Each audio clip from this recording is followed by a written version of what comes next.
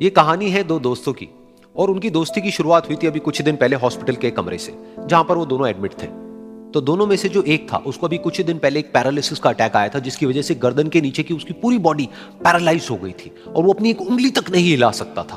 और पूरे दिन जो भी नर्स उसके पास में आती, वो उसको एक ही बात कहता कि मुझे कोई ऐसा इंजेक्शन दे दो जिससे कि मैं मर जाऊं, अब मैं और जीना नहीं चाहता, ऐसी जिंदगी का मैं क्या करूंगा। तो उसका जो दोस्त था उस कमरे में, क्योंकि वो चल फिर सकता था, तो रोज सुबह और रोज शाम को उस कमरे में एक खिड़की थी, उसके पास में जाकर के खड़ा हो जाता और अपने दोस्त को बताता कि उस खिड़की के बाहर क्या चल रहा है। बिल्कुल नीला आसमान है, सफेद बादल है, हल्की हल्की हवा चल रही है और कुछ पंछी उड़ रहे हैं। एक बहुत ही सुंदर बीच है जहां पर कुछ बच्चे मिट्टी के घरौंदे बना रहे हैं। कुछ लोग हैं जो वहां पर बैठे हुए बस समुद्र की लहरों को देख रहे हैं। कुछ लोग जॉगिंग कर रहे हैं, कोई एक्सरसाइज कर रहा है, कोई पतंग उड़ा रहा है। वहां पर एक आइसक्रीम की स्टॉल है जहां पर कुछ लोग आकर के आइसक्रीम खा रहे हैं। और सनसेट के टाइम पे जो पानी है वो पूरा गोल्डन हो जाता है और चमकने लगता है।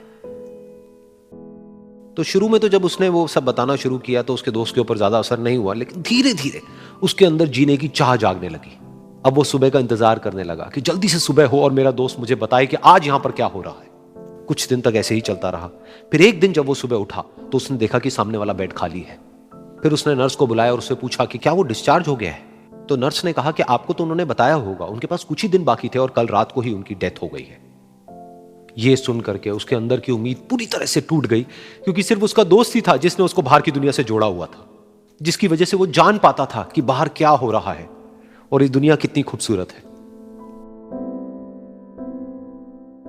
तो कुछ दिन तक तो वो रोता रहा और उसने जीने की चाह छोड़ दी।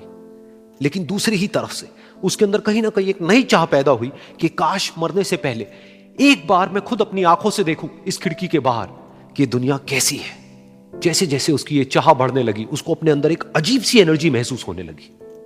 और फिर एक दिन उसने अपनी पूरी ताकत लगा दी और किसी तरीके से वो बेड से नीचे गिरा और पकड़ पकड़ करके किसी तरह से उस खिड़की तक पहुंचा। फिर उस खिड़की को पकड़ करके वो खड़ा हुआ और खिड़की के बाहर देख लिया। लेकिन खिड़की के बाहर देखते ही वो गुस्से से भर गया। उसने जोर से नर्स को आवाज लगाई और जैसे ही नर्स आई उसने नर्स से पूछा, ये तुमने क्या किया, ये खिड़की के बाहर काली दीवार क्यों खड़ी कर दी। तो नर्स को समझ नहीं आया वो क्या बोल रहा है और वो बोली कि मुझे 5 साल हो गए हैं यहां पर, जब से मैं आई हूं तब से तो ये काली दीवार यहां पर है। तब जाकर के उसको समझ आया कि उसका वो दोस्त उससे झूठ बोल रहा था। और उसने नर्स से पूछा, अगर ये काली दीवार पिछले 5 साल से यहां पर है तो मेरे दोस्त ने मुझसे झूठ क्यों कहा। तो नर्स थोड़ा सा मुस्कुराई और बोली कि मैं ये तो नहीं जानती कि उन्होंने आपसे झूठ क्यों कहा, लेकिन मैं इतना जरूर जानती हूं कि जो भी कुछ उन्होंने आपसे कहा उसी वजह से आप अभी अपने पैरों पर खड़े हैं।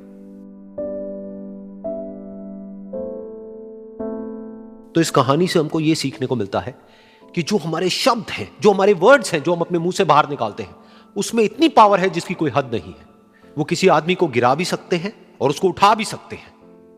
तो अब आपके ऊपर है कि आप अपनी इस पावर को यूज करते हो या मिस यूज करते हो।